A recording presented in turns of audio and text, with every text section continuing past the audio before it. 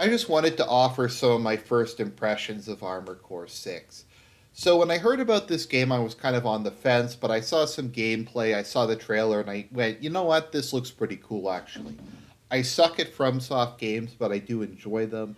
This reminds me quite a bit of Robotech Battlecry, which is one of my all time favorite video games. So, you know what, I'm going to give it a try. So, I've been playing Armored Core 6 for a couple hours now, and I have to say, my review of it is going to be mixed to good. Because there are a lot of things I like about this game. I really like the ability to customize your mech. I like how if you fail at a particular level and you come back, you can often be a lot more successful if you change up your build. I've had this in a couple different cases where I had kind of the wrong set of weapons equipped and I switched to heavier weapons or lighter weapons or made myself more or less maneuverable. And I find that did make a big difference. And in some cases, I would go from beating the level with like one repair kit to having to fail constantly and continually using checkpoints. So I do like that aspect of it. I like that there's a lot of gameplay variety.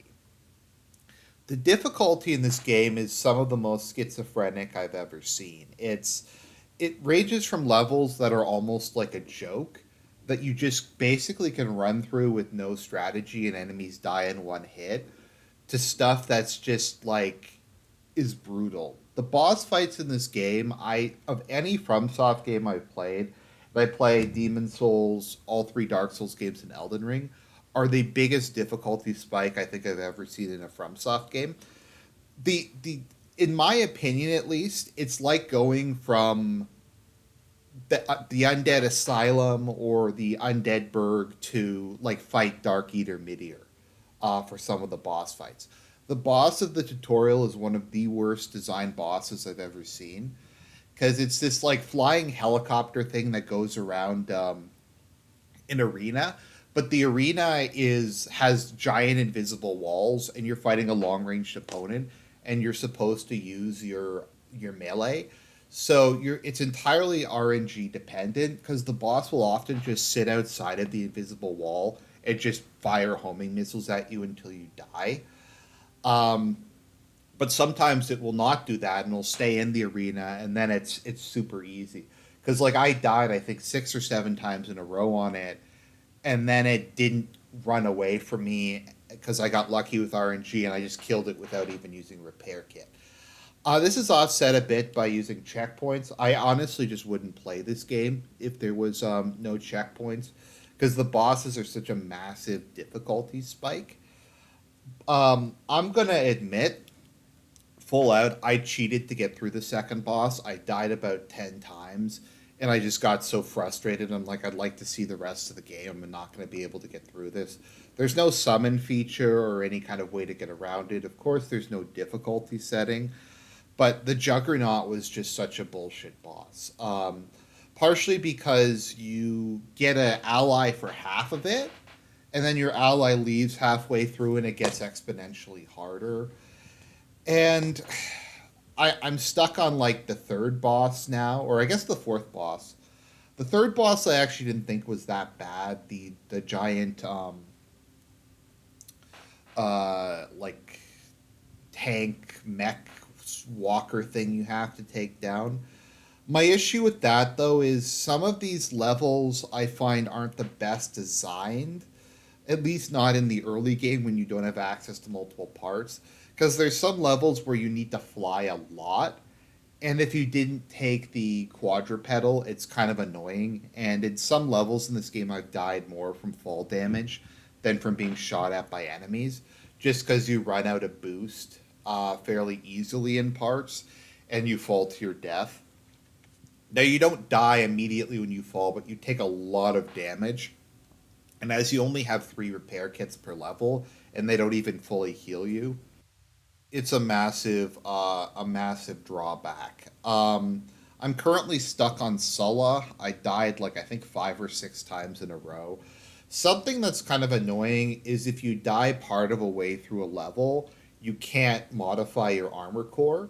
You have to go back and redo the level again and modify it. And I find like the level I'm on now is you need different components for different parts. Like for the first part, having more of a sniper build is really good, but like the fight I'm on now is designed more for close range combat, which is I kind of wish I could just switch. I get why you can't switch main mid level, but it's annoying.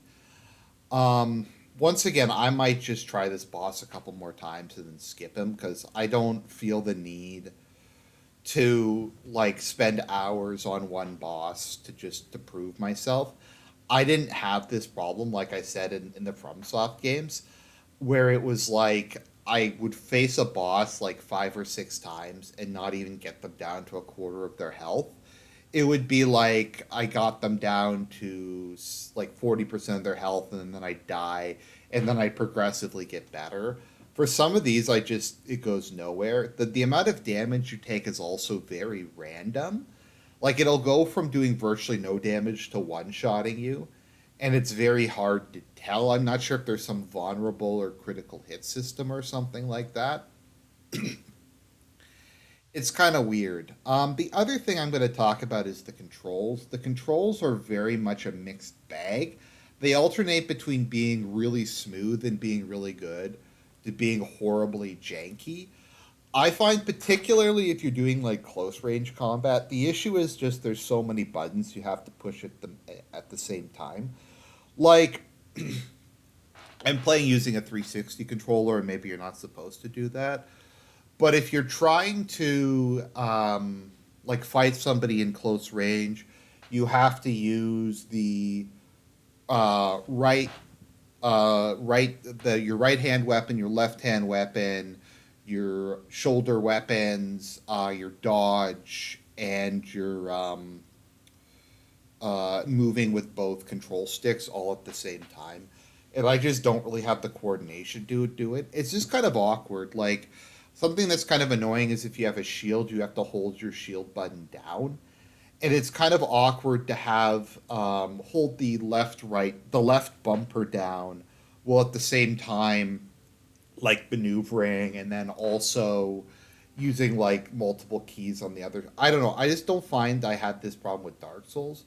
I also find it's just janky. Like when you're using melee, you like lunge forward and fly at them, but it's kind of random, and the collision detection isn't particularly good in this game. So sometimes you'll just fly over them. Sometimes you'll just, I don't know, completely miss them. Sometimes your attacks will get blocked by walls, sometimes they won't.